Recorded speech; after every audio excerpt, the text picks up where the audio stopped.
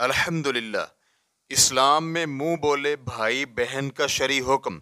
شریعت اسلامیہ نے منہ بولے بیٹے اور منہ بولی بیٹی کا اعتبار کیا ہے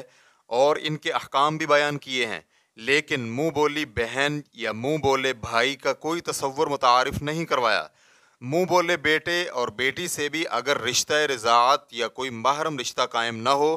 تو منہ بولی بیٹی باپ سے پردہ کرے گی اور منہ بولی ماں بیٹے سے پردہ کرے گی،